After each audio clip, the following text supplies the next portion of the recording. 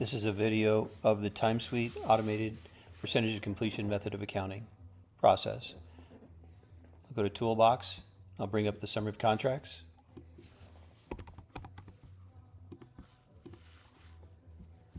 My small job schedule ties in here.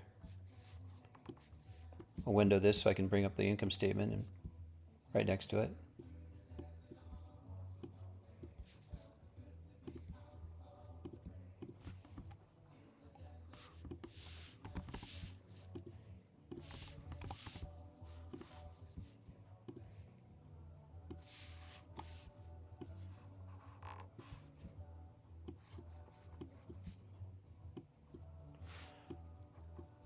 So my costs will tie in here. My revenue will tie in here. I'll come over to the web app and I'll go to this golden job. My total to complete 166, 357, 166, 357. We'll focus on this change order. We have a $15,000 change order, revised budget. Double click on the cost to date and it shows me my cost to date. Review my images. We have a $15,000 commitment, $6,500 left on it. Double click on that. It gives me my PO subcontract grid, which will show me the detail. There's my commitment. I have 3 invoices against it.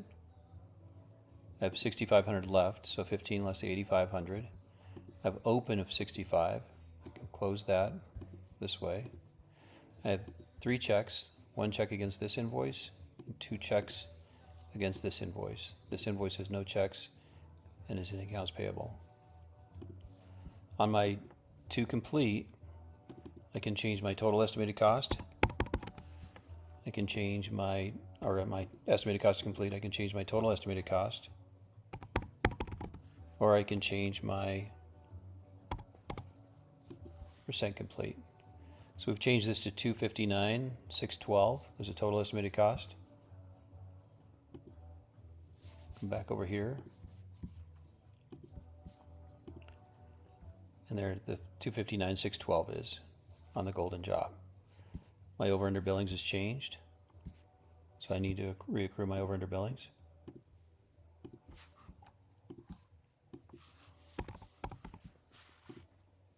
Under billings, over billings. I'll post that. Does my accrual and my reversing entry for me. I'll refresh this income statement against the database and my over under billings. My revenue now ties to my summary of contracts.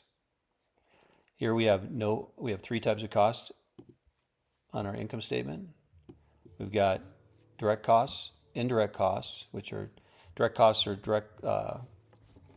costs directly applied to the jobs. Indirect costs are job related but difficult or impractical to apply, so you pool them and then burden them into the direct cost section.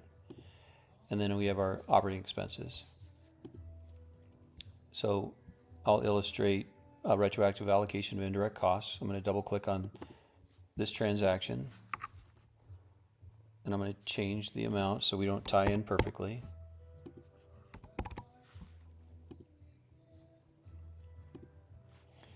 I'll refresh the report against the database.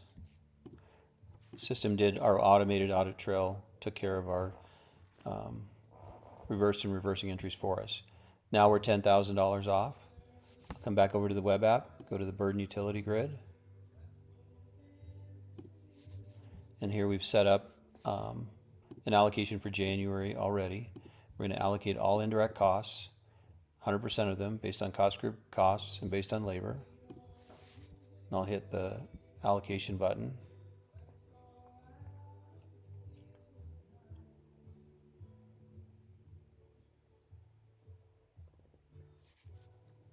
Come back over to the income statement and refresh the income statement.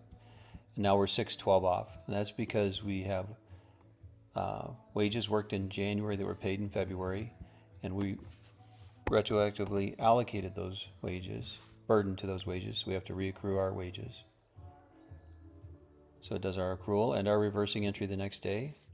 I'll refresh the income statement and we'll be back to no over under allocation.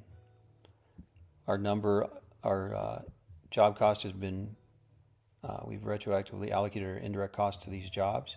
So that number needs to be updated. So there, we're tying in here now again.